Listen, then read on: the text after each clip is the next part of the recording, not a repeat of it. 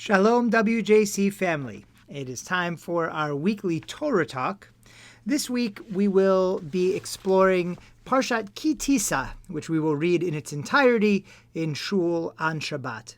Now, Parshat Ki Tissa is most famously known for the episode of the golden calf, right? The sin where the people, Moshe is laid on the mountain, they get antsy, and they bow down. They demand first that Aharon, Moshe's brother, soon to be the high priest, create for them an idol, a golden calf, which he does, and then they worship this golden calf.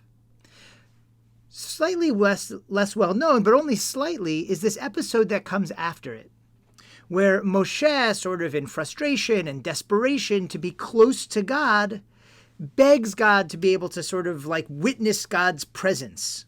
And God says, well, I'll hide you in a rock, I'll pass by, you can sort of see the trails of my presence.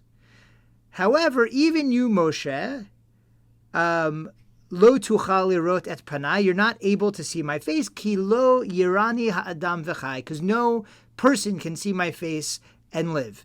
That's chapter 33, verse 20.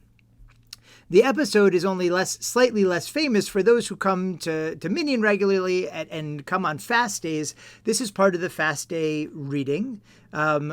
Also, right after this episode, we get the famous declaration of God's 13 attributes of love, Adonai, Adonai, El Rachum V'Chanun, and so on and so forth. So very famous passages that come up on fast days and on the high holidays.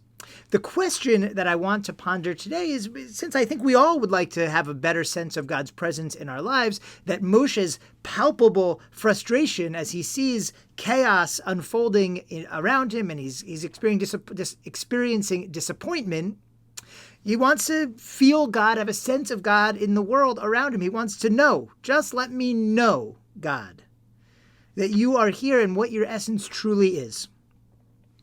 It's a universal claim. And Moshe gets the answer that we all get.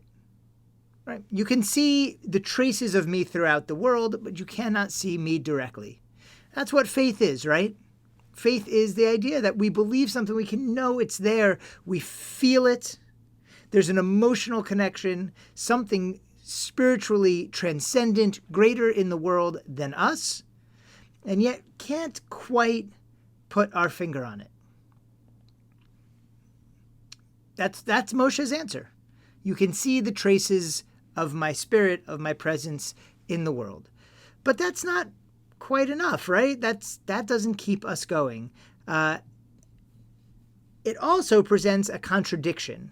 So, right, we see here in chapter 33, Ki lo yirani ha'adam v'chai, no one can see, Vayomer lo tuchal lirot et panai, you are not able to see my face, because no one can see my face and live. And later, at the very end of the Torah, in Moshe's sort of epitaph, it says, V'lo kam navi od b'Yisrael k'Moshe. There was never arise in Israel another prophet like Moses, asher yida'o Adonai panim el panim, who knew God face to face. Panim el panim. Didn't we just say in Exodus that you can't see God face to face? So we have this contradiction, right? And so commentaries on our verses in Exodus, they are trying to help us understand what does it mean that you are not able to see, right? For example, Sforno picks up on the language lo tuchal. You are not able to see. It's not that you can't see me. It's not that God's denying Moshe this request. But Sforno says your inability to see what you would like to see is not due to my depriving it to you. Moshe, I do anything for you, says God. However, man does not have the ability to see such things while they are alive. When you die, you enter the spiritual realm, says Sforno, and you might be able to see God's presence in a different way. But the nature of being alive, says Sforno, is that we can't see the spiritual plane. And that explains the problem. It explains all of Judaism's approach to trying to sense God in our lives without falling prey to idolatry, without making a statue or some kind of, image of God. Judaism, it says, tries to know God in different ways. So what are those ways? One more comment before we explore that, at least one answer to that question. On the end of the Torah, in Devarim 34, where it says that Moshe Yida'o Adonai Panim El Panim knew God face to face, the commentaries are also troubled. And so there are various explanations. I happen to be partial to the one of Nachmanides, the Ramban, who says this means that Moses' heart was familiar with him, and he spoke with him whenever he wished. Right? What does it mean that they spoke face to face? Not that it was a visual, he saw God's face and God saw his face, but that they were friends, that they were companions, that Moshe's heart was familiar with God. That sense of transcendence, Moshe had it in a way that we can only envy. Right? So it wasn't a visual seeing, but an emotional seeing, a transcendent seeing, heart seeing. So where are we supposed to go to find God? How do we experience God in the world? Well, Moshe gives us the answer to that as well in the almost entire rest of the Torah. Right? Judaism's approach is that we experience God in the world through mitzvot. That when we do a mitzvah, it doesn't simply mean a good deed. It means a deed that God wants us to do. Right? Something that God wants us to do in the world. Now, why does God want us to do something? Well, in Abraham Joshua Heschel's famous book, God in Search of Man, A Philosophy of Judaism, he takes it even a step further. He says it's not that God wants us to do the mitzvot, but God needs us to do the mitzvot. Right? That God has a need is already a profound and challenging idea. Heschel kind of plays around with it, that maybe God placed this need on God's self by choice in order to be in relationship with us. So what is this about? Why do we need to do these mitzvot? What are we supposed to get out of them? So it says, God gives mitzvot.